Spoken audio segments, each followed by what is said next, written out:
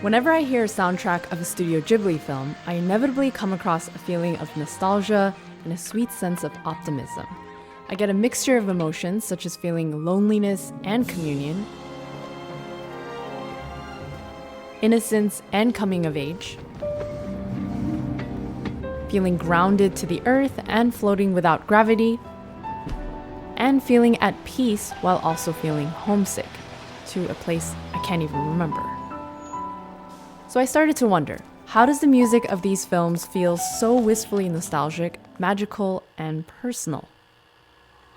In this video, we're going to explore some of the elements behind the music of Joe Hisaishi, the main composer behind some of the most recognized Studio Ghibli films, including Spirited Away, My Neighbor Totoro, Howl's Moving Castle, and so many others.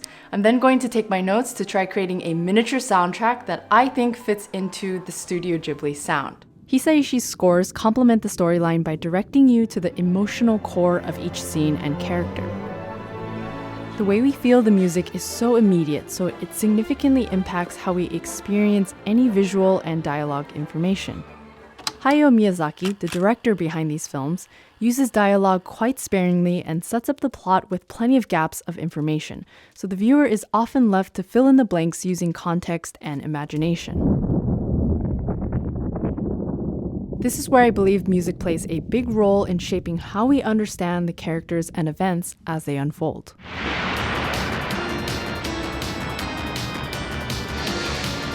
Music is also used quite sparingly compared to many other mainstream animated films. For example, in Howl's Moving Castle, I noticed a span of 5 total minutes where no music was present. This makes the moments where music is used that much more impactful, and where it isn't, that much more real. Each film is a world unto its own, so Hisaishi will build his musical themes in vastly different ways. The score to My Neighbor Totoro, for example, uses a lot of synthesizers, has a minimalist nature to parts of the score, and has themes with hints of pentatonicism, whereas a score from a movie like Ponyo has a full orchestral sound, has a full choir for a lot of the tracks, takes influence from post-romantic and 20th century works, and has some similarities to many classic Disney animated films. Even with such differences, there are general characteristics that are identifiably consistent throughout many of the movies I've observed. Firstly, here are some adjectives that come to mind. Sincere, optimistic, poetic, nostalgic, youthful, eclectic, theatrical, and wistful, among so many others. Many of the tracks embrace having space and are not excessive in nature. The notes have room to breathe.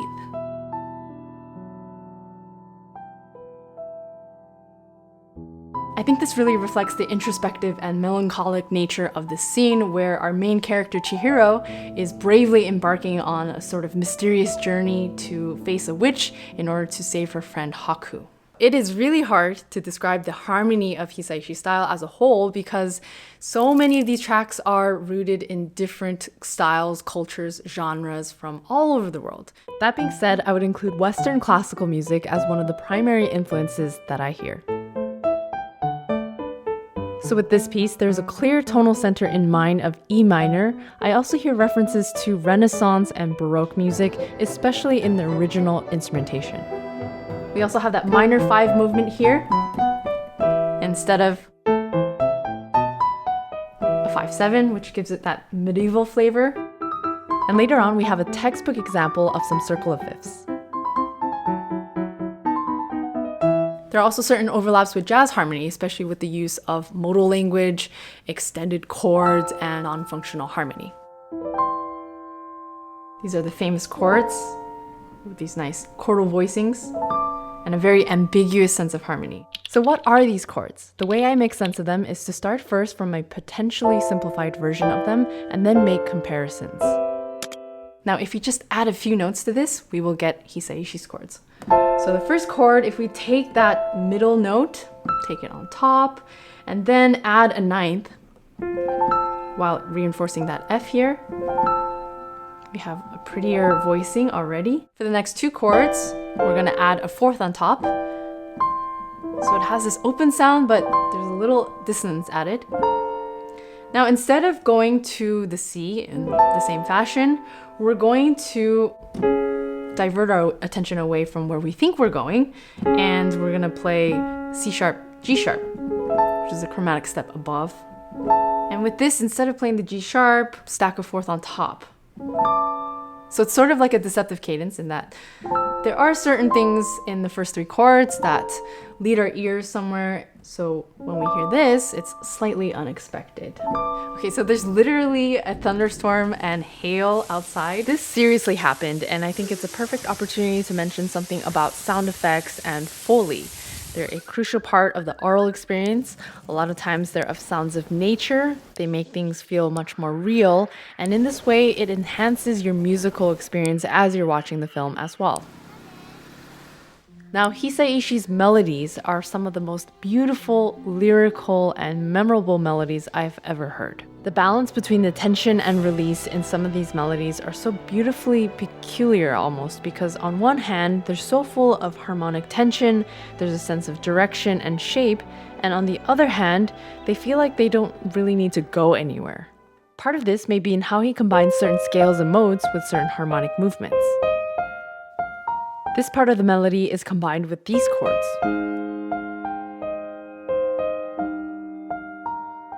Instead of having the C as the root, which sounds more static. Now here's a small detail that I notice. Moments like this in the melody, these anticipatory notes, instead of landing on the downbeat or here too, instead of doing this, these are sort of chatty. Now, just as an experiment, I'm going to try applying some of these observations to a very famous piece, Pachelbel's Canon in D, and see if I can transform it into something that is close to this Studio Ghibli sound. So this piece has a very classic chord progression and a straightforward melody. And now I've turned it into the following. The first thing I did was to alter the chords in the beginning so that the tonality is not so clear. I fragmented the melody so that there's more space in between the notes and room for rhythmic variety, and also the general pace is slower.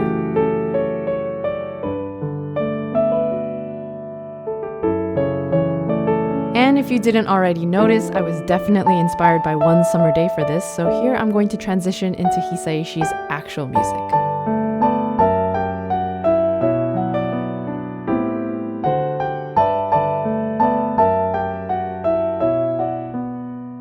Now in the following section, I'm going to just list out as many potential influences that I hear in Hisaishi's soundtracks. I hear a lot of post-romantic Russian composers like Tchaikovsky, Rimsky-Korsakov, all the way to Stravinsky, Prokofiev, even Shostakovich.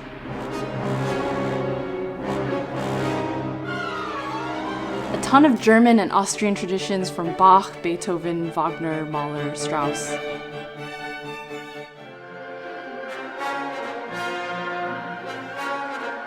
Some Chopin, especially in terms of lyricism.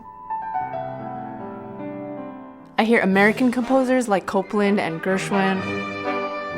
Also English composers like Britten and Percy Grainger, and how they embrace jazz and folk songs. A ton of French and Italian folk traditions.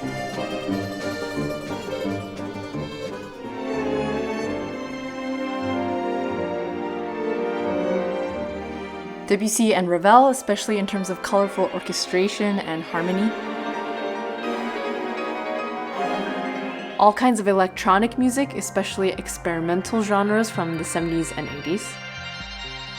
And even though pop music is constantly evolving, a lot of vocal pop. Minimalist composers like Steve Reich, Terry Riley, Philip Glass. Intercultural rhythms and instruments. A bunch of Latin rhythms and Latin traditions. And of course, Japanese folk traditions and scales. Obviously, this list is incomplete, so let me know in the comments what you think is missing. Also, I would so appreciate it if you drop me a like on this video and consider subscribing if you're interested in deep dives like this one on various musical topics. It's becoming clear to me that it's almost impossible to truly define the Studio Ghibli sound. While there are so many insights to uncover by mapping out the influences, analyzing the music theory and the arrangements, these things don't give us the full picture.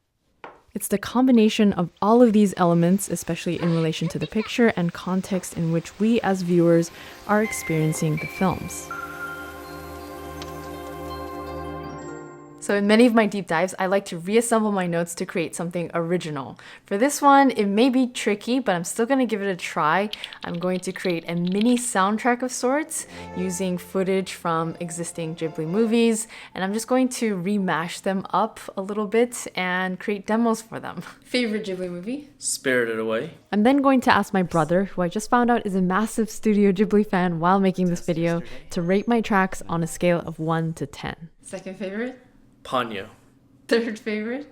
Totoro. Totoro, you said a different one 5 minutes ago. While writing this, my strategy was to think of a new made-up storyline in my head, and I tried to add in as much contrast between the scenes as possible in terms of the emotional, textural, and instrumental qualities. And now, here are my 3 demos.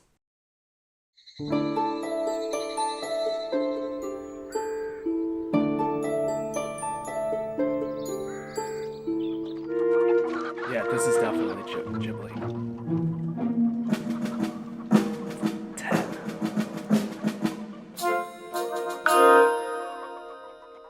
One, two, one, two, one, two. That's it. Stamp that dirt out, girls. That's it. 1, 2.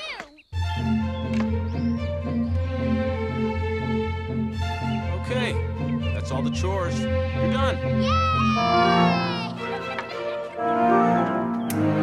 It sounds Disney, but it could be something else too. I give it a 7. 7? 7. 7.5. But this is definitely 10. This is from Spirited Away.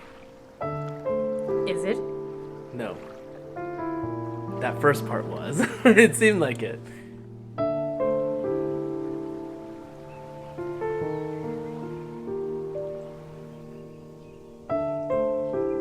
This kind of sounds like it is it's Ghibli. I give it like an 8. 8? 8, Okay. 8.5.